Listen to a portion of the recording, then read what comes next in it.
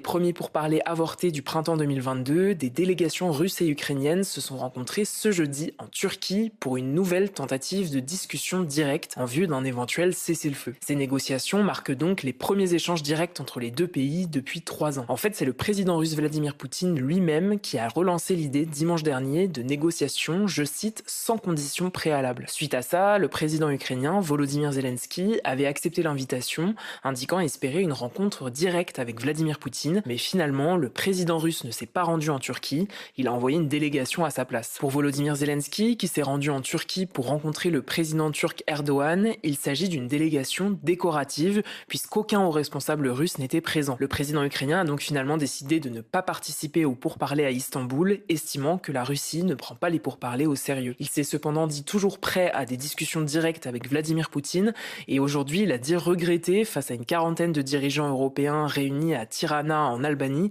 que Vladimir Poutine ait, je cite, eu peur de se rendre aux pourparlers en Turquie. De son côté, le président des États-Unis, Donald Trump, a déclaré ce jeudi qu'il pourrait se rendre en Turquie si les discussions progressaient. En réponse, le gouvernement russe a estimé ce vendredi qu'une rencontre sur l'Ukraine entre les présidents russes et américains était, je cite, certainement nécessaire, sans parler forcément d'une rencontre en Turquie tout de suite. Alors avant de revenir sur les positions de chaque camp, pourquoi ces pourparlers ont-ils eu lieu en Turquie justement? Déjà, on peut noter qu'au printemps 2022, les pourparlers s'étaient déjà tenus dans ce pays qui est géographiquement assez proche de la Russie et de l'Ukraine. Mais en dehors de sa position géographique, la Turquie entretient des relations avec les deux pays et apparaît donc comme un médiateur stratégique. D'un côté, elle est membre de l'OTAN, cette alliance militaire de pays occidentaux menée par les États-Unis, et elle maintient donc un lien important avec l'Occident. Par ailleurs, le président turc Erdogan a déjà plusieurs fois répété son attachement à l'intégrité territoriale de l'Ukraine et soutient son souhait d'adhérer à l'OTAN.